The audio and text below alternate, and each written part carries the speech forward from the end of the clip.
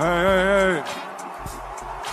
Alright, y'all, so just jumping straight into this one, Kyrie Irving is a player who, me, myself included, I think the general just NBA fan base needs to give more respect to. I understand that he's not the most likable person, he's had some off-the-court issues, especially in recent years. I'm not going to get into all of that, but that's also in addition to the fact that he has burned a lot of bridges with previous fan bases of teams that he's played for, whether it's statements he makes or just, maybe not always giving respect to the fans, whatever it may be. There's a large fan base of NBA fans that do not like Kyrie Irving. With that being said, though, that shouldn't also allow fans to bleed into them hating him as a player, because he's a special basketball player at the end of the day. And especially with his tenure in Brooklyn being just extremely roller coastery in the sense that it was up and down, and he wasn't always on the court, and even when he was on the court, he didn't always look like the same old Kyrie Irving. I think that led a lot of people to not believe in this Dallas Mavericks team once he got traded there last season. And although for me, it wasn't that I didn't believe in Kyrie Irving as a player or that this Dallas Mavericks team wouldn't be good, I just didn't think the team around them was good enough for them to be a legit contender. And I still stand by that opinion, but one thing I was wrong about is that Kyrie Irving is certainly not washed or done as a basketball player. And the best evidence for that would have to be since the turn of the new year, Kyrie Irving has been flat out amazing, which I really hope y'all appreciate the little pun I threw in there in the video title. Anyway, across the Dallas Mavericks last 7 games, they are 5-2, and Luka has missed 4 of those games, so already just impressive that they are winning games without Luka Doncic. But the cherry on top is that Kyrie Irving has been putting up some insane numbers. In those 7 games, he's averaging 34 points, 7 rebounds, 6 assists, 2 steals, and the efficiencies are off the charts. 50% from the field, 46% from 3 on 9 attempts a game, and 89% from the foul line on 6.5 attempts a game. He's on absolute tear, was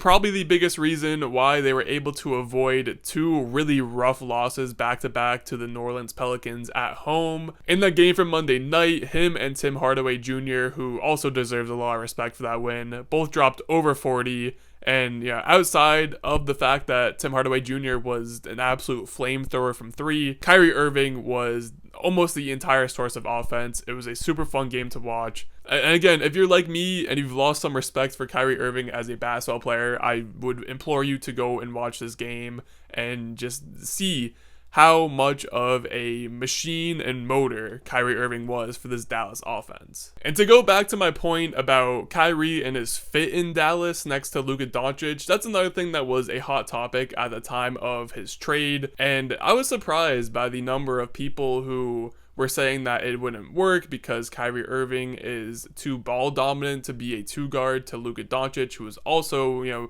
one of the most ball dominant guys in the NBA. And it just didn't really make sense to me because we've seen Kyrie play off ball to LeBron James. We saw him with the big 3 in Brooklyn with KD and James Harden, and he was perfectly capable of being an off-ball scorer. And now, even with me saying that, again, maybe it's just because he is on a tear right now, but this game was also just a huge reminder that I'd even go as far to say that people are underestimating still how great of an off-ball scorer Kyrie Irving is. And I'll get into more of that a little bit later, but first I just want to read off some more stats because so far in his Dallas era, Kyrie has played 45 total games, and even just his stats from this tenure are also pretty good. He's averaging 26 points per game, 5 rebounds per game, 5.5 assists per game, over a steal per game. The efficiencies still amazing. 49% from the field, 40% from 3 on over 7 attempts, and 91% from the foul line on 4.5 attempts. So, literally just 1 field goal percentage point off of 50, 40, 90 across these first 45 games for him in Dallas. I don't know what to say. He is just a terrific scorer of the basketball. And when I say this next thing I'm about to say, I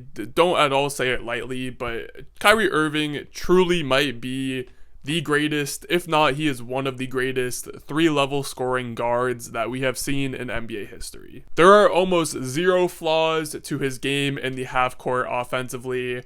He is tremendous in the pick and roll. He can go ISO. He can score from 3. He can score from mid-range. He can score in the paint. And I think perhaps the most beautiful part about Kyrie Irving's game is that in a game like this where he has everything clicking for him, it's not even that he can score from all three levels, it's that he is going to score from all three levels. I mean, he was looking Herb Jones, Dyson Daniels, and Trey Murphy, a great set of defenders on this Pelicans team. He was looking them in the eyes, and he was still getting to his spots and serving them buckets all game long. Now, for starters, I think everyone is aware of the great finisher that Kyrie Irving is.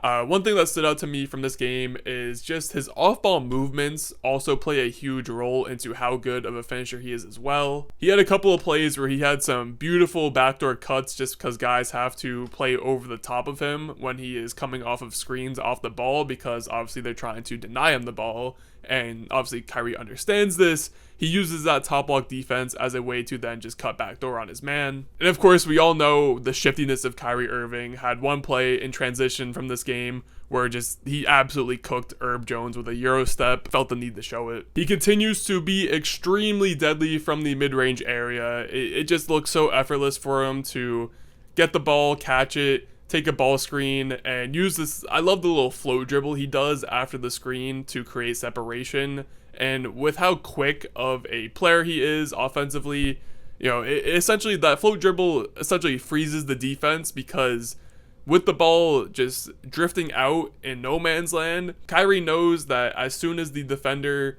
takes an inch in any direction, he can grab the ball and then attack in whichever way he wants. I'm probably not doing it justice in this little short explanation here, but trust me, it's a deadly move. It's something that I wish more players would adapt and use in their games. But yeah, in the mid-range, Kyrie, extremely patient, also knows to not force it, but at the same time, when he's hitting fading shots like this, it's tough to, you know, not tell him to shoot it every time down the court. And then, as if it couldn't get any worse for the defense, you could also just have a couple of plays like these ones where Kyrie just says, you know, fuck it, and pulls up from three, and there's just nothing you can do about it. Now, Kyrie also had 7 assists in this game. Like I mentioned, he's been averaging around 5 for his entire Dallas tenure, and that's about where he's been at for most of his career. And, you know, Kyrie's never been the craziest playmaker. Again, he's one of those guys, I feel like I've been saying it a lot on the channel lately, but he's just such a great scorer, and he's been scoring the ball for so long in his career that when he is able to manipulate the defense into having to focus on him as a scorer,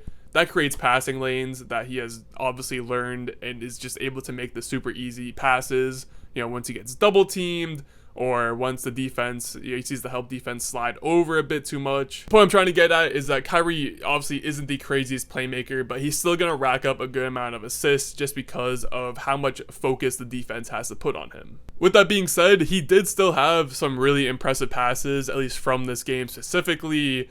Especially down the line, had some really awesome drives and kickouts that were just passes that I feel like I rarely see Kyrie make. But again, still awesome to see him doing it. And even defensively, I feel like that's also been another hot topic for Kyrie his entire career, just because of the fact that he is a bit on the smaller side in terms of NBA players. You know, similar to the Trae Youngs or the Donovan Mitchells, it's an easy point for, you know, critics and analysts to attack him for his defensive abilities. And I feel like that's one thing that Kyrie's actually gotten pretty good at as he's gone into his career, and something that people just don't really realize for some reason is that he puts the effort in, and he's definitely not going to wow you by any means on that end of the court, but he is able to give you some good possessions, especially down the line. In this game specifically, he made some really clutch defensive plays. So although you're never going to call him an all-NBA defender or anything like that, he's going to make enough plays that you are okay with him being on the court because of, you know, the fact that he's also just one of the greatest scorers to ever play the game of basketball. So overall, at the end of the day, Mavericks so far this season are 24-17. So far, they're outperforming what I expected them to do. I did not think they were going to be even in this playoff race at all. I thought they'd be on the outside looking in, much like, you know, similar to where like the Warriors and Lakers are right now. And with that being said, I still do not really believe in them as contenders, at least for this season. Obviously, unless they make like a big trade at the deadline or something. Because as it stands now, the offense is great. Luka, Kyrie Irving seem to be a really great duo and are great scorers of the basketball. But that defense is still horrendous. Derek Lively has been a really good pickup.